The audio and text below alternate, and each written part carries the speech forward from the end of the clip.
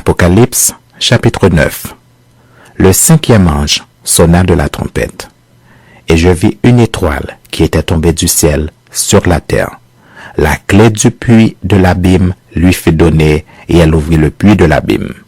Et il monta du puits une fumée, comme la fumée d'une grande fournaise, et le soleil et l'air furent obscurcis par la fumée du puits.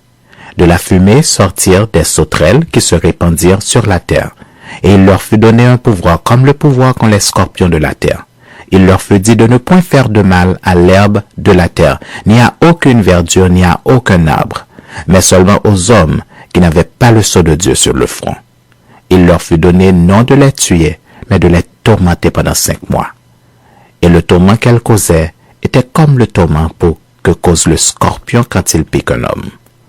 En ces jours-là, les hommes chercheront la mort et ne la trouveront pas. Ils désireront mourir, et la mort fuira loin d'eux. Ces sauterelles ressemblaient à des chevaux préparés pour le combat.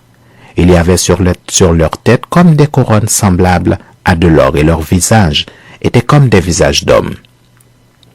Elles avaient des cheveux comme des cheveux de femmes, et leurs dents étaient comme des dents de lion. Elles avaient des cuirasses, comme des cuirasses de fer, et le bruit de leurs ailes était comme un bruit de char à plusieurs chevaux qui courent au combat. Elles avaient des queues semblables à des scorpions et des aiguillons, et c'est dans leur queue qu'était le pouvoir de faire du mal aux hommes pendant 5 mois.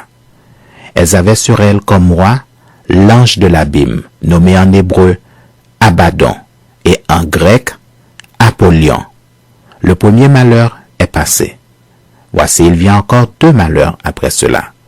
Le 6e ange sonna de la trompette, et j'entendis une voix venant des 4 cornes de l'autel d'or qui est devant Dieu, et disant au 6e ange qui avait la trompette: délie les 4 anges qui sont liés sur le grand fleuve d'Euphrate. Et les 4 anges qui étaient prêts pour l'heure, le jour, le mois et l'année furent déliés afin qu'ils tuassent le tiers des hommes. Le nombre des cavaliers de l'armée était de 2 myriades de myriades. J'en entendis le nombre. Et ainsi je vis les chevaux dans la vision, et ceux qui les montaient, ayant des cuirasses couleur de feu, d'hyacinthe et de soufre. Les têtes des chevaux étaient comme des têtes de lion, et de leur bouche il sortait du feu, de la fumée et du soufre. Le tiers des hommes fut tué par ces 3 fléaux, par le feu, par la fumée et par le soufre qui sortait de leur bouche. Car le pouvoir des chevaux était dans leur bouche et dans leur queue. Leur queue était semblable à des serpents ayant des têtes, et c'est avec elles qu'ils faisaient du mal. Les autres hommes qui ne furent pas tués par ces fléaux ne se repentirent pas des œuvres de leurs mains, de manière à ne point adorer les démons, et les idoles d'or, d'argent, d'airain, de pierre et de bois, qui ne peuvent ni voir, ni entendre, ni marcher.